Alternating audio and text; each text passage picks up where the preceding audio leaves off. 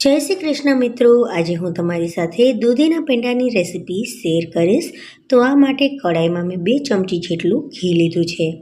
હવે ઘી ગરમ થઈ જાય ને પછી આપણે તેમાં ખમણેલી દૂધી નાખી દઈશું। દૂધી કોણી હોય તો વધુ સારું, અને જો અંદરથી થોડા કડક બી હોય ને તો દૂધીના એ બધા બી કાઢી અને દૂધીને ખમણી લેવી। તો અહીંયા આપણું ઘી ગરમ થઈ ગયું છે। હવે આપણે તેમાં ખમણેલી દૂધી નાખી દઈશું। ધીમે ધીમે દૂધી ગરમ થશે અને દૂધીમાંથી પાણી નીકળવા માંડશે। આ પાણીમાં જ દૂધી છે તે ધીમે ધીમે ચડી જશે, પોચી થઈ જશે। દૂધી ઠંડક આપનારી હોય છે। આપણે દૂધીનું જ્યુસ પણ પીએ છીએ, શાક પણ બનાવીએ છીએ, દૂધીના મૂઠિયા પણ બનાવીએ છીએ અને દૂધીના પેંડા પણ બનાવી શકાય છે। હવે દૂધી આપણી સરસ મજાની 4 થી 5 મિનિટ સુધી ઘીમાં ગરમ કર્યા પછી એકદમ સોફ્ટ બની ગઈ છે। તો અહીંયા હવે 2 લીટર જેટલું આપણે અમૂલ ગોલ્ડ દૂધ નાખીશું। દૂધને ગરમ કર્યું હતું તેથી તેની મલાઈ પણ છે અને એ પણ એમાં એડ કરી દઈશું સાથે। અને 300 ગ્રામ જેટલી દૂધીનો મેં અહીંયા ઉપયોગ કર્યો છે। હવે જેમ જેમ દૂધ ગરમ થતું જશે તેમ તેમ ઘટ્ટ થતું જશે, દૂધમાંથી માવો બનવાની શરૂઆત થતી જશે। હવે ધીમે ધીમે ધીમા તાપે જ આપણે દૂધી અને દૂધને ચલાવતા રહેવાનું છે। તો અહીંયા તમે જોઈ શકો છો કે ધીમે ધીમે દૂધ ઓછું થવા લાગશે અને તે માવાના સ્વરૂપમાં આવી જશે। તો આ રીતે આપણે સતત ચલાવતા રહીશું, તેથી નીચે દૂધ છે તે બેસે નહીં। જો બેસી જશે ને તો તરત જ બળી જશે અને તેમાંથી બળવાની સ્મેલ આવશે। તો હવે આપણું દૂધ છે તે એકદમ ઘટ્ટ થવા લાગ્યું છે। બધી બાજુથી આપણે ચમચાની મદદથી ચોટેલું દૂધ પણ ઉખડતા રહેવાનું છે, જેથી તે બળે નહીં। હવે પેંડાને ફ્લેવરફુલ બનાવવા માટે અહીંયા મેં એલચીના દાણાનો ઉપયોગ કર્યો છે।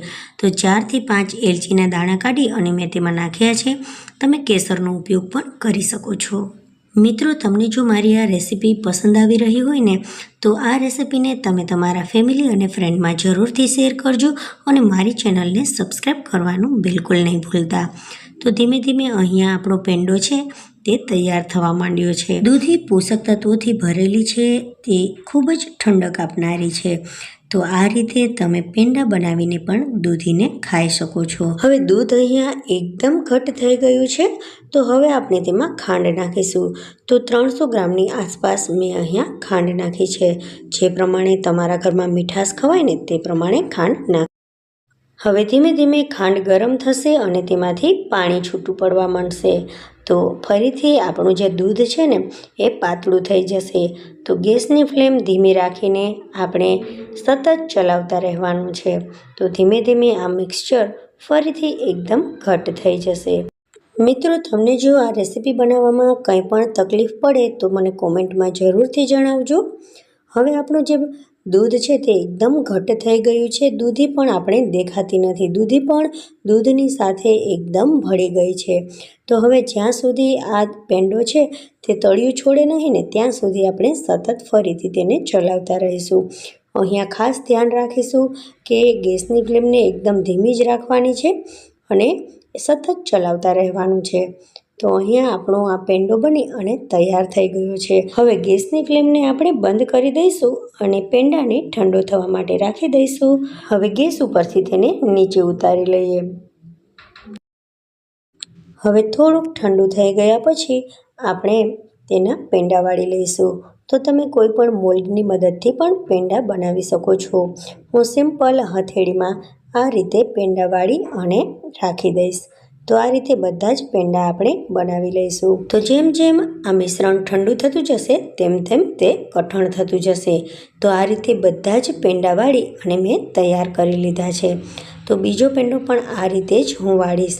તમે કાજુ બદામ કે પછી કોઈ પણ વસ્તુ પેંડા ઉપર નાખી અને સજાવી શકો છો પેંડાને। તો આ રીતે મેં અહીંયા બધા પેંડા વાળી અને તૈયાર કરી લીધા છે। ડીશમાં 7 થી 8 પેંડા સમાયા છે, પણ વધારે પેંડા બની અને તૈયાર થયા છે। આપણે 7 થી 8 પેંડા અહીંયા તૈયાર ડીશમાં સમાણા છે એટલા માટે એ જ બતાવ્યા છે। હવે આપણે અહીંયા પિસ્તાના નાના નાના ટુકડા પેંડાની ઉપર રાખી અને તેને સજાવી લઈએ। તો ખૂબ જ ટેસ્ટી મજેદાર પેંડા બની અને તૈયાર થઈ ગયા છે. દૂધી નાખી છે તો આ પેંડા ખૂબ જ ઠંડકવાળા છે. જો ઉનાળામાં ખાવામાં આવે ને તો ટેસ્ટી પણ લાગશે અને શરીરને ઠંડક પણ આપશે. મિત્રો, તમને જો મારી આ રેસીપી ગમી હોય ને તો આ રેસીપીને તમે તમારા ફેમિલી અને ફ્રેન્ડમાં જરૂરથી શેર કરજો અને મારી ચેનલને સબસ્ક્રાઈબ કરવાનું બિલકુલ નહીં ભૂલતા. Thank you for watching. મળીએ નવી રેસીપી સાથે. ત્યાં સુધી બાય, ટેક કેર, જય હિન્દ.